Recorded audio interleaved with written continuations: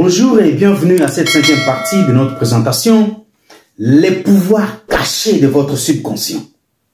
Lesquels pouvoirs font de vous un Dieu illimité, en puissance, un Elohim, un tout-puissant, un éternel. De ce fait, il est important de savoir que votre subconscient ne répond que selon la nature de pensée que vous lui confiez. Si vous lui confiez des pensées positives, il ne travaillera que sur le positif. Parce que votre subconscient est un laboratoire de traitement de vos pensées. Votre subconscient, c'est comme le sol qui ne reçoit que la sémence que vous lui confiez. Et votre subconscient respecte la loi de la reproduction qui dit chaque sémence doit produire selon son espèce. Alors tout dépend de la nature des sémences pensées que vous confiez à votre subconscient.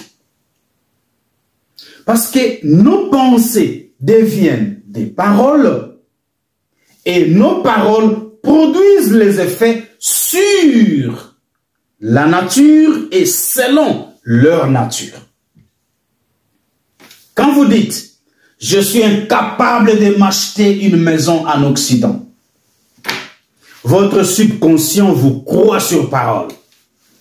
Votre subconscient réunit toutes les énergies négatives pour vous empêcher d'acheter une maison en Occident.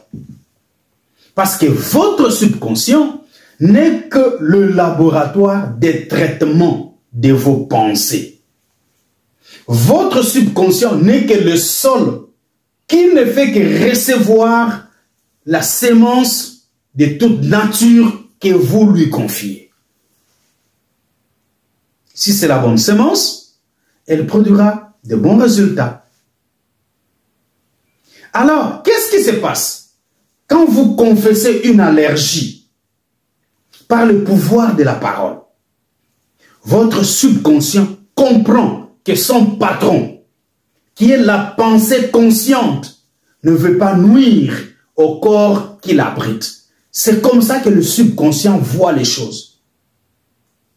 Quand vous dites, moi je suis allergique aux noix, je suis allergique au café.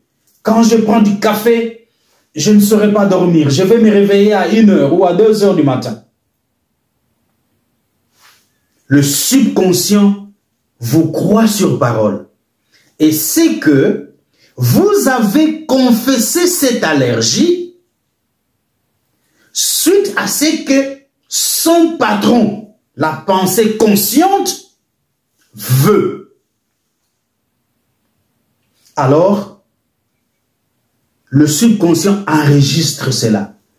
Boire du café, faire des insomnies à partir de 1h, à partir de 2h. Votre subconscient commence à travailler en fonction des paroles que vous avez confessées. Parce que les pensées deviennent les paroles. Et tout joue sur la nature. Quand vous dites, moi je suis allergique aux noix,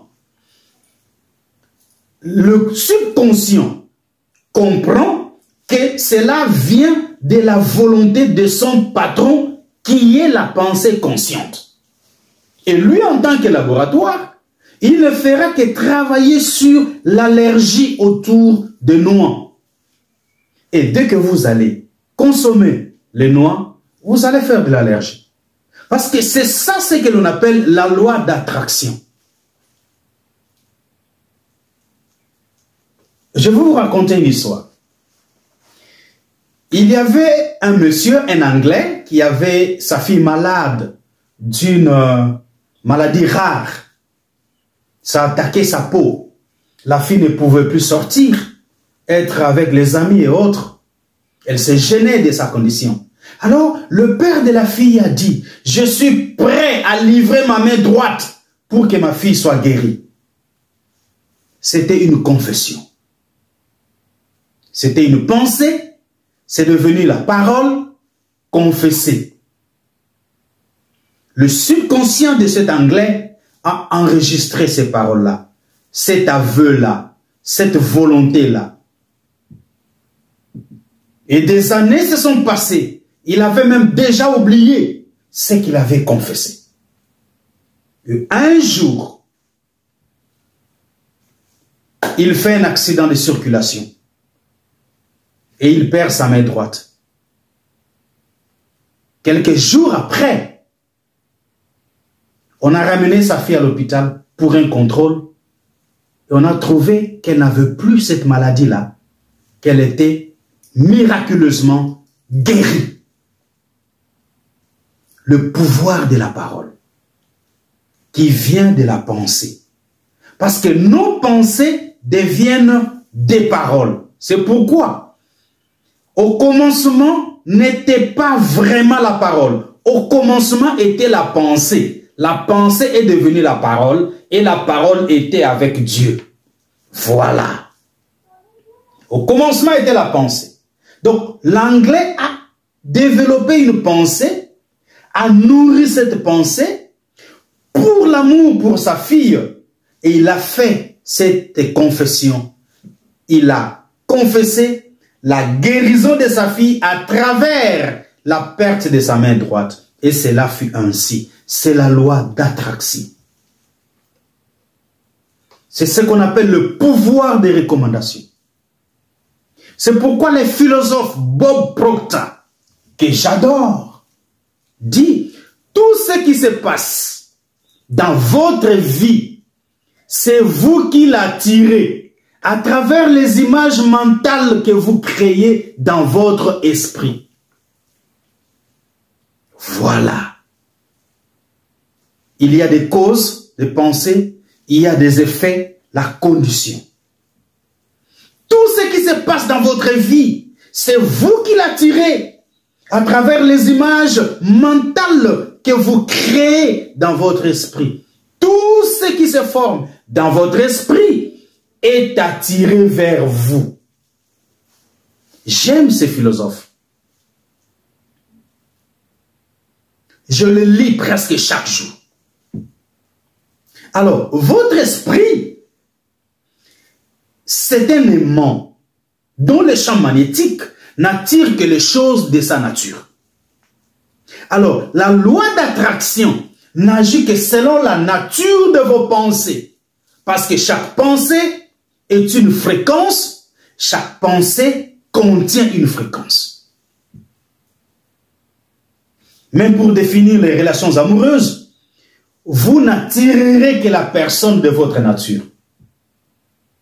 Même pour les partenariats d'affaires, vous n'attirerez que le partenaire de votre nature. C'est ça la loi d'attraction. C'est que vous commencez par vous représenter des images que vous commencez à créer, des images mentales que vous créez dans votre esprit. C'est de ça qu'il est question. Alors, vous pouvez contrôler le processus de vos pensées. Continuez de cheminer avec moi, pas à pas, et je sais que vous ne serez pas déçus, parce que, je le crois fermement, ces choses vous font déjà énormément de bien. Alors, jusqu'à nous revoir, prenez bien soin de vous. Je vous fixe rendez-vous pour très bientôt.